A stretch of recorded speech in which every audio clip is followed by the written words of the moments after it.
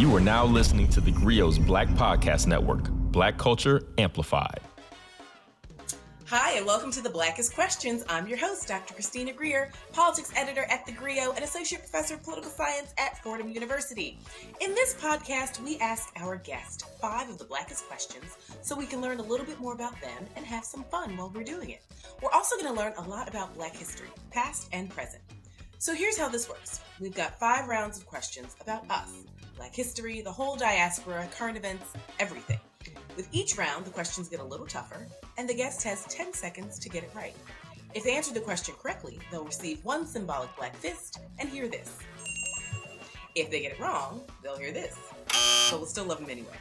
And after the 5 questions, there'll be a black bonus round at the end, just for fun. I like to call it Black Lightning. Our guest for this episode is Amanda Seales. Amanda is a comedian and creative visionary with a master's in African American Studies from Columbia University, and she seamlessly blends humor and intellect with her unique style of smart, funny content which spans various genres across the entertainment and multimedia landscape. She's best known for her iconic role as Tiffany Dubois on HBO's Insecure, her debut stand-up comedy special, I Be Knowin, and her podcast, Small Doses, as well as her variety game show, Smart, Funny, and Black. Amanda Seales keeps us laughing, thinking, and living in her truth. Hello, Amanda. Thank you so much for joining the Blackest Questions. Hello, Dr. Greer. Hello. I'm going to try not to be too silly this episode. Why?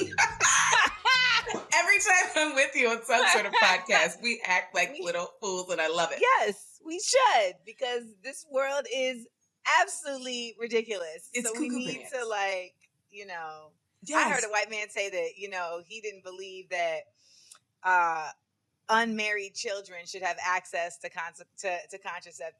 A South Carolina state senator. Unmarried children.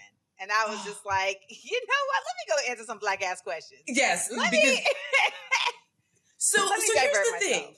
Because you blend seamlessly sort of the harsh realities of this insane world, especially how Black folks are just trying to not just survive, but thrive, but you're really, really funny doing it. So when did you get into comedy and stand-up in particular? Like, were you always writing it? Were you always thinking about it? Like, how do we make this transition from getting your master's at Columbia to moving to Hollywood and starring as Tiffany Dubois? I mean, there's a big chunk of time in between there where I was actually very immersed in hip hop. And I was a VJ on MTV. I was a DJ on the ones and twos. I was writing for Double XL and for The Source. I then was doing my own music, and I have like 4 albums that I've put out, and I was on Q-Tip's album, The Renaissance. And, I really had like a whole entire existence in hip hop as Amanda Diva. Right. Snap! I'm now remembering this. And I was doing spoken word. I was on Def Poetry Jam for 2 seasons. So like I had this whole other track of life. And then around 31, I just kind of started to realize that like the business of hip hop had taken over the creativity that made me love it so much. And I was also just realizing I didn't want to like be Amanda Diva anymore. I felt like there was like I don't want to say serious, but just a more adult, like a more mature like direction I needed to go in. And I had to go through, I guess, what people call a rebrand. But other people might just call it evolution, like just Or I like to call mine my Renaissance periods. Yes, it was a Renaissance period. And I had to kind of just go back to the drawing board of like, what am I passionate about? What am I interested in? What do I see myself committing to in a real earnest way that's not going to drain me but will sustain me? And I've always been obsessed with comedy. Like I've always been a humorous person myself, but I've always been just like obsessed with Seinfeld and Chris Rock and Eddie Murphy and Saturday Night Live and A Different World. Like these were not just pop culture smatterings of content. This was like lifeblood for me. Right. Sorry, go ahead.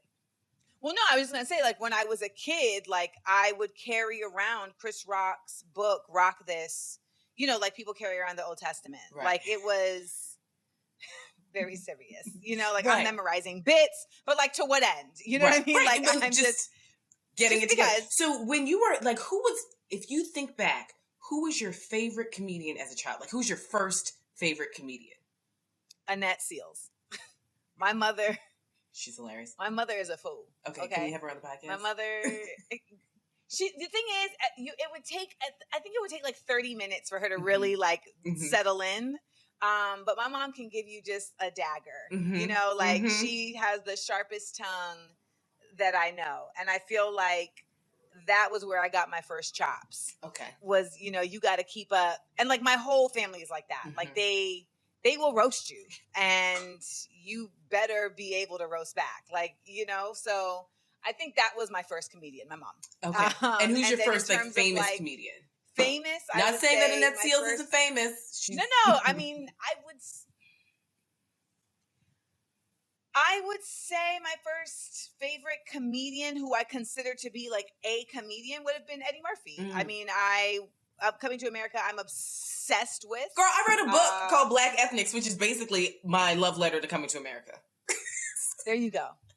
I mean, to be loved. I mean, don't get me started. Between Coming to America quotes and Color Purple quotes, like that'll be the whole show. That's it. Do you think perhaps just once I might use the bathroom by myself? Notes to music, sir. I think one day we should just do a quote unquote reading of Coming to America, but without a script, because both of us could probably cite the movie from start to finish. I mean, I will do the opening credits where it's talking about John Landis and we're like, you know, going across. It's like, oh, I'll do the music. Okay. Okay,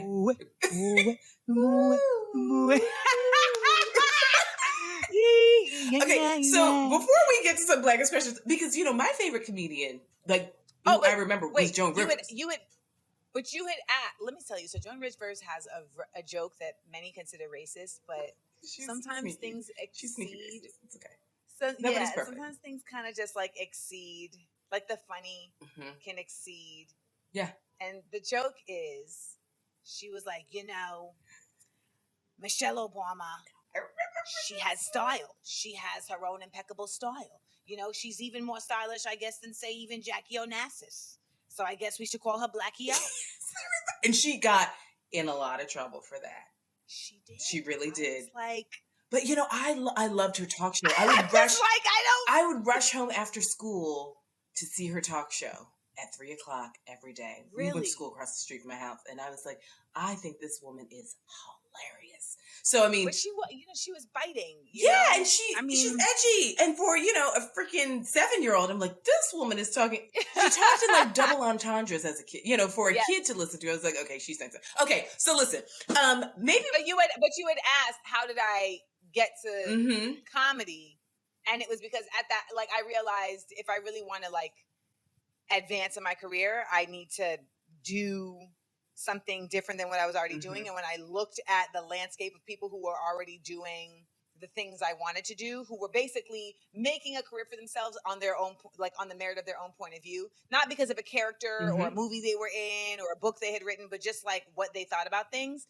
I looked at Chris Rock, Ellen, Chelsea Handler, and I was like, they all do all the things I can do except for one thing. They all did stand up and I didn't do stand up. And I was like, let's do it. Okay, so I need to call that to my space, and then I did it, and I was like, oh, you need to be able to do this very well, right? And so I like committed myself to that. And shout out to Marina Franklin, the stand-up comedian who introduced us, who's just like a solid person on all things, and I love the way she supports stand-ups all across the country. Okay, you ready to play the Blackest Questions? I'm ready. I'm so excited to have you here. The Negro Preguntas. Let's go. Negro. Okay. Let's go. Okay. Question 1. I'm ready. After Christmas, many people celebrate both Boxing Day and this holiday. What is it? Kwanzaa. That is correct. So, Kwanzaa was created in the 1960s by Maulana Karenga, a black nationalist who later became a college professor, and he created Kwanzaa as a way of uniting and empowering the African-American community in the aftermath of the deadly Watts Rebellion. And so he modeled his holiday on traditional African harvest festivals, and he took the name Kwanzaa from the Swahili phrase Matunda ya Kwanzaa, which means first fruits. So it's often thought of as an alternative to Christmas, but many people actually celebrate both. So Kwanzaa is not a religious holiday. It's a cultural one with an inherent spiritual quality, says Karenga. And so African Americans of all faiths can and do celebrate Kwanzaa. And it centers around 7 principles. I won't give you a quiz on the 7 principles, but I was like, are you going to ask for 3 of the 7? You want to name some? I can name some. I can give you 3. Nia, Umoja, and Kujichagulia. Everyone knows Kujichagulia. Girl, you know I was about to say Kujichagulia. So Umoja is unity. Kujichagulia is self-determination. Ujima, that's the one I always forget. Collective work and responsibility. We'll have my therapist figure out why I always forget that one. Ujama, that's cooperative economics. Nia is purpose. Kumba is creativity. And Imani is faith. And so 3 of the 7 candles are red, which represent struggle. 3 of the candles are green, represent the land and hope for the future. And 1 of the candles is black, which represents the people of African descent. And so some families who celebrate Kwanzaa dress up or decorate their homes in those colors. So we started with Boxing Day. Did you and your family celebrate Boxing Day or Kwanzaa growing up? Because I know that your people are from Grenada. Yeah, but you're really just celebrating Christmas. And even when you're celebrating Christmas, you're celebrating a tree and presents. You're really celebrating decorating. That's what you're celebrating. In my house. Yeah. In my house, what you're celebrating is, this is an excuse to decorate in a theme. Right. Right. I didn't grow up celebrating Kwanzaa, and I always felt like, when I'm older, I'll celebrate Kwanzaa. And I still don't. I feel like I should, but I mean, listen. I don't. Do you have a favorite holiday? Well, my Christmas is my favorite holiday more so because of the music. Like, I love Christmas music. I mean, it's a great canon. And, at the end of the day, I think Kwanzaa is very austere.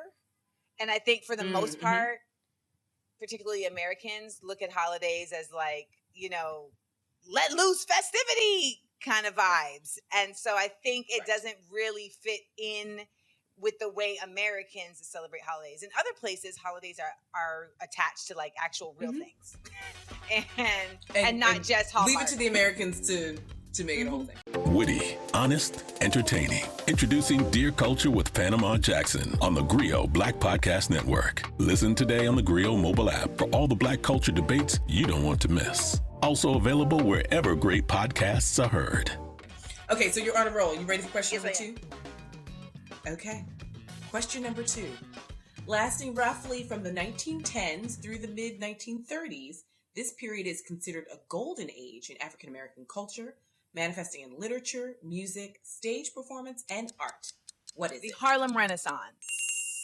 That is correct. The Harlem Renaissance was the development of the Harlem neighborhood in New York City as a Black cultural mecca in the early 20th century and the subsequent social and artistic explosion that resulted. So it was an intellectual and cultural revival of African American music, dance, art, fashion, literature, theater, politics, and scholarship that was centered in Harlem, Manhattan, New York City, spanning the early 20th century period. And at the time, it was known as the New Negro Movement and named after the New Negro, a 1925 anthology edited by Alan Locke. And so while the Renaissance was not confined to just Harlem, the Harlem district of New York City, Harlem attracted a remarkable concentration of intellectual and talented people and served as a symbolic capital to this cultural awakening. And so the Harlem Renaissance was a phase of a larger New Negro movement that had emerged in the early 20th century and in some ways ushered in the civil rights movement in the late 1940s and 50s. And this embrace of literature and music and theater and visual arts, the participants sought to reconceptualize the Negro apart from white stereotypes that had influenced Black people's relationships to their heritage and to each other. So, knowing all of that, I know you and I both lived in Harlem at a time. What can you did you feel that energy still of the Harlem Renaissance when you were there? And do you think that there's an element of kind of a Harlem Renaissance taking place now in TV and in literature? Thinking about diasporic novels that are coming out, or just so many Black TV shows that are showing all these different facets of Blackness. Do you feel it's a People different always Renaissance? say this, like what Black TV shows are there? I'd be like, Well, I and was I'm in thinking, this business, but I'm just like, there Right. is not a lot I of mean, Black TV shows compared to there's- what I was experiencing growing up. our sitcoms that we had, like Martin in A Different World. But I mean, like, you know, you were on a very popular one. I mean, obviously Issa Rae has She then did another one. If she has real feelings, then she needs to let those skeletons out the closet now. Tip might be right. Stuff. And So that's two. There's the whole Blackish anthologies, I guess, that people are watching. What's the new one? See what I'm saying? It's on like You Peacock. see, It's that's the the Friends. Yeah, I don't watch it. If you have to, what's like, Right. there should be so many. But what about like Atlanta or like, I mean, I guess I put Flatbush Misdemeanors in that category. Or you know what? Southside and Sherman Showcase. Shout out to Diala Riddle and Bashir Salahuddin. We can name them. There isn't like an abundance. And for what about literature with like Caribbean and African? I mean, I will say this: Black I don't feel American I can't authors. I can't speak informatively to literature because I am not as well read at this point in my life as I should be. Okay. But when I think about that question about is there a Black Renaissance happening in like TV and film, I just feel like that's not really the case, considering I live in this business and they won't let a Black Renaissance happen, right? At least right now. Like, these people are gatekeeping like a mofo. They're saying things in meetings that still make you just like have to reach out to Harriet Tubman and be like, did you hear that? Like, it's fortify me. Like, really. And so I feel like the actual Renaissance is happening online. I feel like the amount of content that is created daily by Black folks on these internets really is where the talent, the challenge to the status quo, where the reimagining of identity, that's where really for me is taking place. When I see just the actual comedic genius that people are creating at their desk, and they're doing it while they're busy doing other things too. It's not like, I mean, that was like the beauty of COVID lockdown, where there's so many talented people, where I was like, you were just a regular person who is at your job and just found not time. even on break. And just found time. Not even on break. You just have a smartphone. You stole time. That's it. And had time to give us this gem. So, but when I this is in the Harlem, true definition of reclaiming my time. It is. The real definition. And then you're like, you're giving unto us. And it's like, thank you. Yeah. Namaste. I mean, listen, when we do Smart, Funny, and Black as a show, it is meant to exist in this space. It is meant to exist in a space of like constantly reminding us of, you know, the work that was done in the Harlem Renaissance and in the Civil Rights Movement, and like it exists in a space of celebration with the goal of inspiring another Renaissance, with inspiring radicalism and revolution, and just like self-love of Blackness. How Black are you feeling today? That's how we always start the show. We want to know how Black are you. How Black am I feeling today? Yes, I'm always in a good feeling of Black, and so I feel like that is something that kind of has also come from me being on the internet so much and really getting to see just how much of a monolith we are not. We are not. Hello, Black ethnics. But living in Harlem, I lived in Harlem from 2003 to 2015, and I went to Columbia. And I will say that I think the Harlem Renaissance, there's like little pockets. I distinctly remember this one thing. So my homeboy Marvin, shout out to Marvin, who's a new father. Marvin was like, I want to take you to this place I discovered on Strivers Row. Okay, so this is a stretch of block that's named for Strivers Row, Frederick Douglass. And this woman had every Saturday would turn her apartment into a jazz, like oh yeah. Like not a speakeasy, but just like a jazz low-key hall. Yeah. But then they wrote about it in the New York Times, and then it ruined changed. it. I mean, anytime, you know. Right. I mean, I went when it was not in the New York Times, and she was passing around like watered down Kool-Aid in like little shot, you know, like the Dixie cups. And yes, the paper cups. The paper, yes, you know, and you're just like, man, these are some jamming cats. Yeah, but the thing, I think that's what. Before we move on to question number 3, but I think that's what makes me so sad about so many parts of Harlem. Like, you know, all these sort of dive bars that I went to back in the day, you know, the gentrification and kind of the culture vultures to say. I lived down the block from St. Nick's Pub. Uh-huh. And St. Nick's Pub is exactly that. TikTok. Yeah, TikTok. Is it still? I mean, listen, Lennox Lounge is now a bank. Lennox Lounge is now a bank.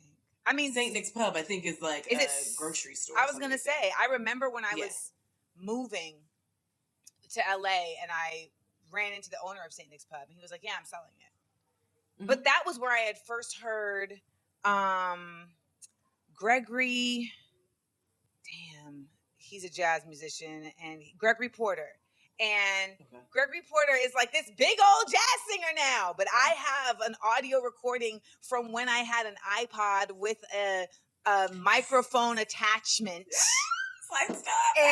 And I was there and he went on stage and I was like, oh yes, because I had purposely gone and I have him singing Be Good, like in St. Nick's Pub. I probably should put that out there. But I got to go there and be in the mix of like I feel like the last kind of the last wave of Harlem blackness before the gentrification. Right. Well, I mean, the expansion of Columbia and hyper-gentrification and, you know, $2 million two-bedroom apartments has ushered in, I think, a whole different kind of renaissance. The GRIO Black Podcast Network is here, and it's everything you've been waiting for. News, talk, entertainment, sports, and today's issues, all from the Black perspective. Ready for real talk and Black culture amplified? Be inspired. Listen to new and established voices now on the GRIO Black Podcast Network. Listen today on the GRIO mobile app and tune in everywhere great podcasts are heard. Okay, we ready for question number 3? You are killing the game over here. Okay, let's do it. I'm going to try and make it. So this popular area in Paris, France, is regarded as Little Africa. What is it called? Oh, I didn't know it was international with it. Yeah, you lost me on that one. Okay, it's called Chateau Rouge. Okay. It's the African quarters, and it's a metro stop in the 18th arrondissement of Paris. This is my fake French accent. It's vibrant with African vendors, restaurateurs, and tradesmen. And Chateau Rouge is similar to the stretch on 116th Street, the 116th to 125th Street in Harlem, just like Paris. So it's, you know, it's this thriving area with, you know, folks from the Gambia and fabrics imported from Nigeria. And so it's at the foot of the Montmartre Hill, and it's a popular district in Chateau Rouge. It's one of the meeting places of people in the African community. And so it's, despite urban and residential changes. Foot of Montmartre? Uh-huh. So it's got exotic grocery stores and beauty and cosmetic stores and fabric shops and halal butcher shops, taxi phones and restaurants. And so we're thinking about, you know, sort of so much of your comedy is rooted in Blackness and sort of Black solidarity and collective action. Do you travel quite a bit, and have you been to, say, Black countries, and have you performed in Black countries? Because I'm always fascinated to see if the comedy translates or transfers to other Black people in other spaces. I mean, I will say, I think my comedy is very specifically Black American, just as it relates to our experience. I consult with Latravius in the mirror because Latravius is a gay Black man, and gay Black men have more confidence than anybody on the planet. I will say, I feel like London may be able to get it and South Africa may be able to get it. But like, if I'm taking it to like Sierra Leone, I don't know that they would necessarily like be tapped in the way that Western Black American culture has like become it's pretty common in those areas. But ultimately, I have not performed stand up much out of the country. You know, the thing about it too is I really dedicated myself from like 2017. I told myself from 2017 to 2019 that I was not going to travel. It was 2018 to 2020. I was like, I'm not going to travel. I need to focus on my career. So like 2017, I went to Togo, I went to Ghana, I went to Cuba, I went to Grenada. But it was like, all this travel is incredible and it's mind blowing. But I knew that I needed to like plant my feet here to kind of just like get some shit done. And so that's Ooh, what girl. I did. I feel like you're speaking to me because it's like I feel like I need to sit down, right? Because with COVID I was locked in, and so I've been traveling a ton. But the thing is, for me, as someone who does American politics, I feel like, just like Mark Twain, I need to leave America on a frequent basis. Of course. The same way like the mountain needs to, the climber needs to leave the mountain so the mountain is clear to the climber. But I hear you on sort of this like being still and sitting down and like getting your stuff done. Yeah. And I think I'm resisting that, because I'm like, where else should I be going? And it's like, hey, sit down someplace. It's real. It's the urge, I mean, I ended up, like, for my birthday, I randomly, like, booked a game show that shot in Ireland. And, like, I wasn't really that interested in going to Ireland, but it was like, oh, but I can go to Ireland on someone else's dime during July 4th weekend. So I can be, like, out of here. Let's do it. Great. Let's roll. You know what I'm saying? Wait, and like, so for our listeners, fantastic. when's your birthday? July 1st. Oh, I'm July 13th. Oh, Cancer! Hello, Cancer! This explains a lot. Everything, yeah. The Griot Black Podcast Network is here. Everything you've been waiting for. Black culture amplified. Find your voice on the Black Podcast Network. Listen today on the Griot mobile app and tune in everywhere great podcasts are heard. So we're going to move on to question number 4. Okay, let's do it. This world-famous Ghanaian artist was the first to have artwork featured in outer space. Who is he?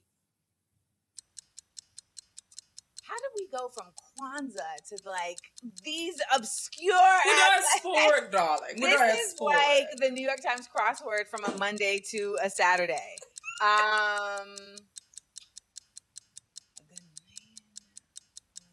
don't know. So it's Amawako Boafo, who's born in Accra, and he's a graduate of Accra's Granada College of Art and Design in 2008, and he was awarded the Best Portrait Painter of the Year award. He then moved to Vienna in 2014 to develop his work, and he's featured, obviously, in lots of exhibitions. And so he's got these paintings, Self-Portrait with Pink Tulips, Shorma's Gold Earrings, and White and Gold Head Wrap, which make up his suborbital triptych, which adorned 3 parachute panels on a spaceship. And so one image is a self-portrait, and the other is a portrait of his mother, and the other is a portrait of his childhood friend. And so he's become one of the generation's most coveted contemporary artists. And I hadn't heard of him, before we started doing this research. I mean, I know Kehinde Wiley and Waki Chibutu, but I was like, this brother has work in outer space. So his name is Amawako Boafo, for those who want to look up his work. And so I know that you're a jack of all trades. I mean, I totally forgot about Amanda Diva. I can't even believe it. And you do stand up, you write, you act. Did you ever dabble in art? Because I feel like people like you always, like you're talented in one. It's kind of like you're talented in all of them. Like, did you draw? Do you paint? I'm like a full visual artist. Really? Like I've done exhibits. Like I have sold paintings. I design all my logos. Who's your favorite artist? Different room. If we were in a different room, I could show you some. Who is my favorite artist? Kehinde is up there. I really, really, really love Bisa Butler and Carrie James Marshall. Big fan. And I was already like a fan of Amy Sherrill, and then I got the opportunity to interview her, and it made me yes, like I was like already love your work, but then it was like, oh, I love you now, right? Which makes me love your work even more, right?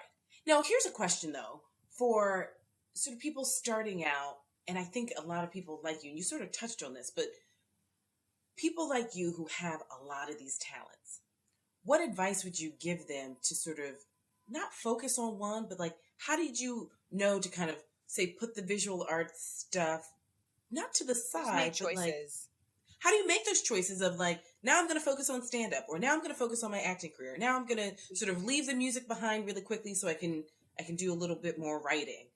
Like, so I have a couple different ways that I make these choices. One, if something goes from a challenge to a stress, I know it's time to let it go. Okay. Right? So there's that.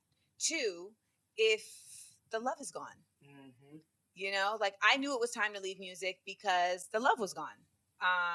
And it wasn't that I was leaving music because I don't love music anymore. Right. I was leaving music so I could get the love back. Right? It's like the leaving of the mountain. Right? Like I had to stop working at the Gap because it was making me hate the Gap. Right. As I always tell people, it's like you got to leave New York to love New York. Like when you start trying to push people with strollers and wheelchairs, it's time for you to just leave the city for a moment, either a weekend or for a year. Like it's or time. forever. Right. Like when I was standing outside of a cab in the rain in front of a precinct about to buckle up with the Senegalese cab driver, I was like, it's time to go. It's time. I've done my time. Right. And then I would say the third one in terms of how I make the choice is like,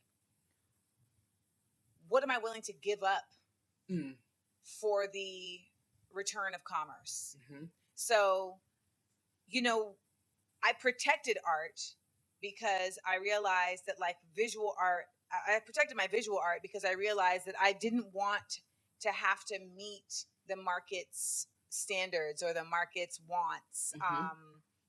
And I was like, you do all these other things, Amanda, like where you're going to have to do that, like keep something for you. Yeah. So like I've sold paintings, but not because I was like, let me do, I didn't have the pressure of having to sell the paintings. It was just like, these are for sale if you want them, you know, which is very different. So like in television, you know, I'm in television, I'm in TV and film, but I genuinely hate it right now because it feels similar to what made me say I need to step away from music, which was that the business had too far permeated into the creative. Mm-hmm.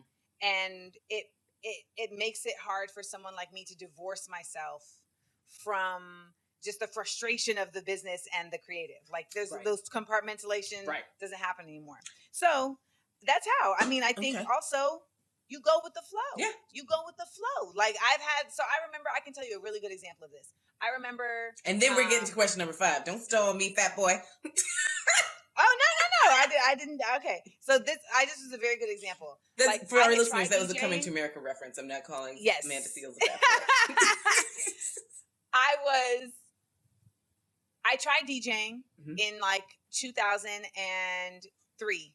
Beverly Bond was like training me, but I had to carry crates and it was before Serato. And I just remember standing in the middle of like Astor Place in New York with like 8 crates at 3 a.m. after DJing at Joe's Pub and trying to hail a cab. And I was like, no, thank you. This isn't No, how it's going to go. No, grazie. You can't do it. So I had to let it go. Mm-hmm. But then later on in life, I remember I just randomly got a text from a homeboy of mine, DJ MOS. And he was like, hey, are you DJing?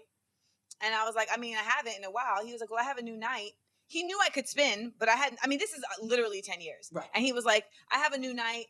I'd love for you to come by and just get on the 1s and 2s. And I was like, oh, I don't know. But he was like, let's do it. He was like, no, like, let's set you up. And so I went and did it and I had a good time. And he invited me to come back. So I came back and I did it and I had a good time.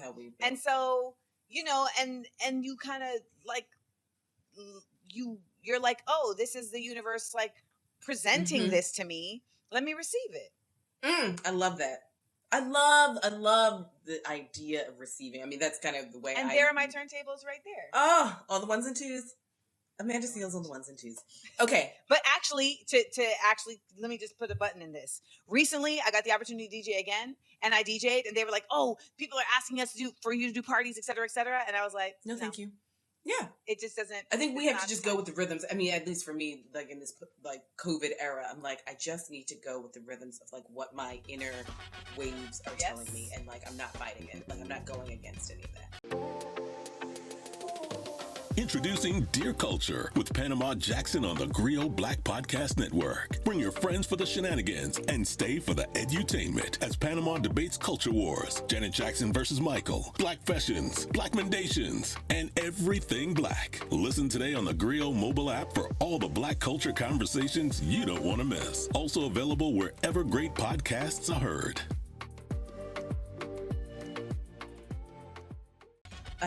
Okay, we're ready for question number 5. So question number 5. This Florida Democratic primary winner could become the first Gen Z member of Congress. Who is he? Frost. That's right, girl. Maxwell Frost, a 25-year-old former ACLU and March of Our Lives organizer, and he was endorsed by prominent progressives, including Senators Elizabeth Warren and Bernie Sanders. And so if he's elected in November, he will represent Florida's 10th congressional district. He was a favorite in a very large and crowded field. The district will cover the Orlando area, which became open after Representative Val Demings announced her run for Senate in Florida. And Demings won her Democratic primary, and so she's going to face Marco Rubio in November as well. And so Frost has roots a broad swath of American life. His parents adopted him at birth. They're a Cuban-American woman, a white man from Kansas. His birth parents were a Lebanese Puerto Rican woman and a Haitian man. He sort of identifies, he's like representative of all the great things that is everything America. He identifies as Black. He speaks both English and Spanish at home, and he capitalized on his multicultural upbringing to campaign in a district that's as diverse as his own origins. So shout out to Maxwell Frost and wishing him good luck in November.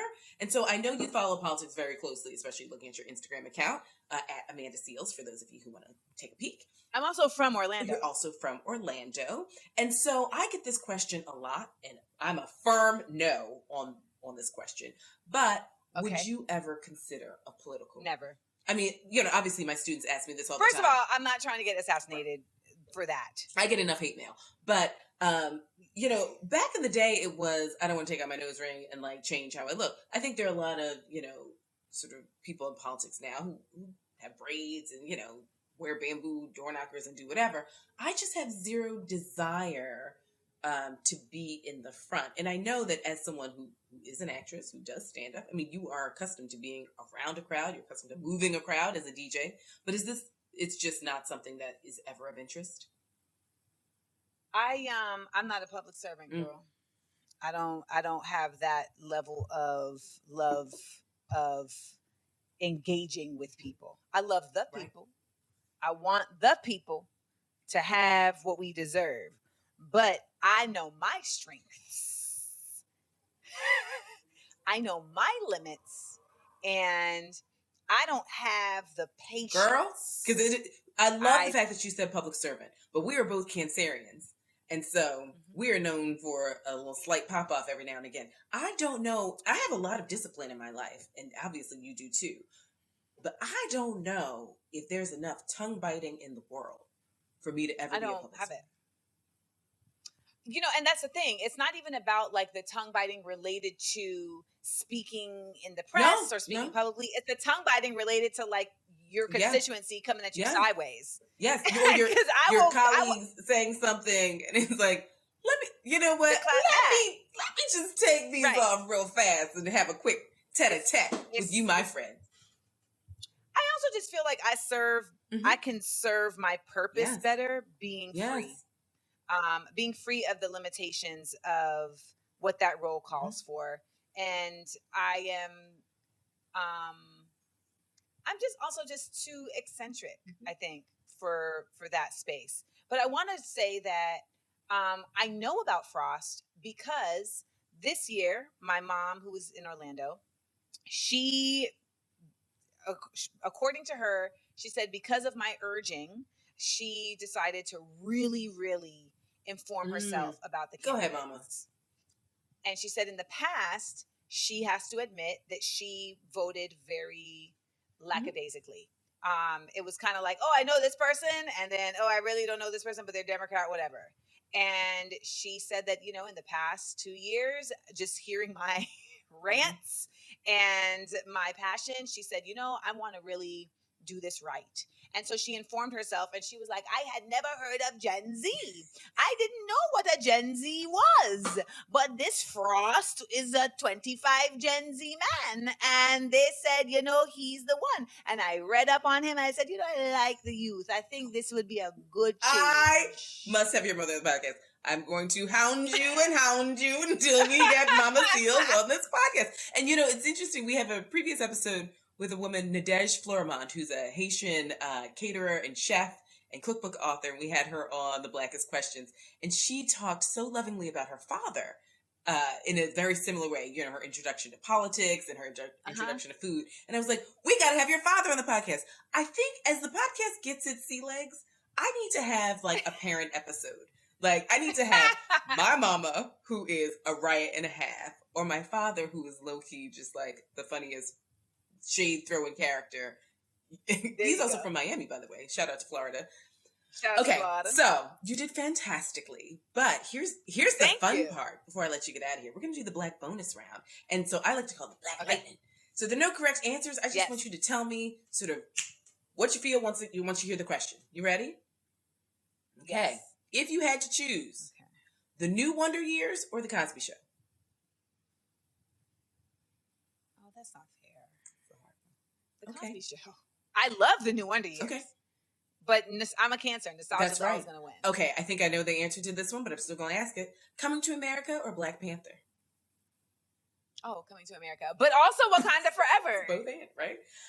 Okay, so here's a hot take. Best stand-up comedian, Marsha Warfield or Monique? I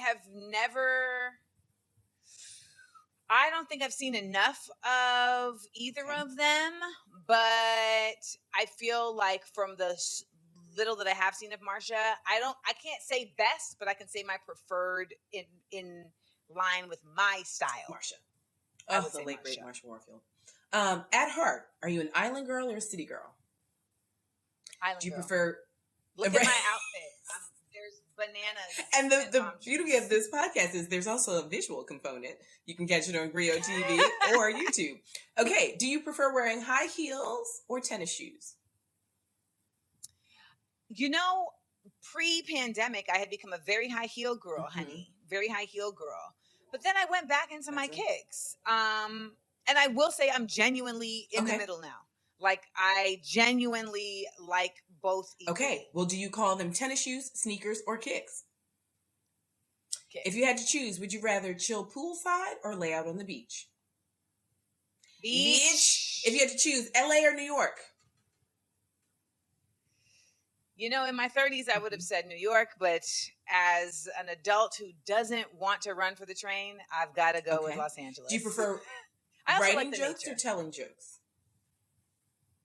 I don't write any of my jokes. I actually come up with all of them off the top of my head when I'm on stage, and I hone them in that way. I don't write them down, so I'm telling. Audiobooks or reading the old-fashioned way, cover to cover? Depends on what we're doing. You know what I'm saying? I feel like I like reading fiction in cover to cover, but I like nonfiction as an audio. Last question. Favorite Grenadian food? Oh, skin up. Well, I mean, skin up is not really a Grenadian food. I mean, it's a Caribbean food, but Grenadians call it skin up. So I would say my favorite Grenadian food, I love a good fish waters, which is really just another name for fish broth. Fantastic. Oh. The GRIO Black Podcast Network is here. Everything you've been waiting for. Black culture amplified. Find your voice on the Black Podcast Network. Listen today on the GRIO mobile app and tune in everywhere great podcasts are heard. So, Amanda, you said you come up with your jokes in the moment on stage. Tell us a little bit more about where we can see you on stage and about that process. So I had actually not been on stage for 2 years because of the pandemic, and I just wasn't into it. And then around March, there was just so much, I call it a fountain of fuckery, that was happening in this nation and in the world, that I just felt compelled to like come back to the stage. And I had things I wanted to say and talk about. And that morphed into me saying it's time to go back on tour. So I'm on the Black Outside Again tour and getting to talk about Roe v. Wade and gun control and just the maniacal madness of fascism and these Christians who are just, they are just shading Jesus. But then also talking about, you know, hood and, and tell me more. And deep vaginas. And, you know, there's a myriad of topics that I discuss, but it really ends up becoming a conversation on stage because I don't write things down, so it doesn't feel so formal. Don't get me wrong, there's punchlines. I mean, I'm telling jokes and there's beginnings and ends and stories, but being on stage right now feels very fluid because we are in the midst of so many shifts that are immense, and I want people to feel seen in my comedy because I know people are at home like, this is crazy. this is wild. Right. And when I come Right. on stage, I want people to feel like seen and heard and like, yes, this is crazy. Yes, this is wild. Let's laugh about it while also learning about it. And something I'm doing at the end of all of my shows, instead of having openers, I'm having closers. And my closers are organizers from the city that I'm in that night. And so I'm bringing up organizers to talk about what they're doing, what the work is, why they're doing that work, and how the audience can get involved. So that's some of the things that I'm trying to do to like make sure that I keep using my platform in other ways other than just telling jokes. Also partnered with Headcount. We are registering voters at my shows as well. Oh, amen. Amen and ashe. And this is the Black Outside tour. This is the Black Outside Again tour because we are Black Outside again because we was inside. Hallelujah. Now we Black Hallelujah. Outside again. And so it's combined. There's shows that are stand-up shows and there's shows that are smart, funny, and black shows. So you got to look on amandaseals.com to see which show is coming to your city. Oh, I cannot wait. Well, I know that you're coming to BK, so I will see you then. And you know what? This is the perfect show for that because for our BK show, we're asking folks to come dressed as their favorite Black characters. And, you know, we talk about that right here on Blackest Questions. So who would you be? Well, at least you're giving me some time. I mean, I feel like in solidarity and, you know, as like an homage to Amanda Seales, I need to dress up as a character from Coming to America in some capacity. I would but not. I don't know. I mean, maybe I'll get a little Jerry curl. Like maybe I'll come as one of the Rose Bears. Like I don't know. I feel like you could come as one of the boom, boom, boom, boom. My name is Peaches. My name is Peaches, and I'm the best. All the DJs want. Hiccup. Or maybe I could just be, I was Joan of Arc in my former life. I mean, I could come as all of them. Like, well, what I really want to do is be an actress, be a TV star, and like, you know, what I really want to do is like write films and movies. Write films. So I got to think about that. Shout out R.I.P. Louis Anderson. So yeah, I need to think about that. I feel like I should dress up as someone coming to America, but I don't know. I'm going to surprise you, and it's going to be fabulous. I love it. That's all. I love it. Surprise me, y'all. Come out to a show. It's going to be fabulous. Go to amandaseals.com to get your tickets. But can I say, Amanda Seales, I just want to thank you so much for joining us here on the Blackest Questions. Thank you for I'm so excited for all the next few projects that you've got coming up that we'll tell all of our listeners about coming out in October. But I also just want to say to our listeners, thank you so much for listening to the Blackest Questions. And this show is produced by Akila Shedrick, Jesse Vargas, and Vasha Armstrong. And if you like what you heard, please download the theGrio app to listen and watch many more great shows and share it with everyone you know. You are now listening to theGrio's Black Podcast Network, Black Culture Amplified. Don't forget, you can listen to theGrio's Writing Black podcast hosted by me, Maisha Kai. This isn't your typical writing podcast. We interview any and everybody that has anything to do with writing, from comics to poets to authors to journalists to politicians and more. Remember, that's Writing Black every Sunday right here on theGrio's Black Podcast Network. Download theGrio's app to listen to Writing Black wherever you are.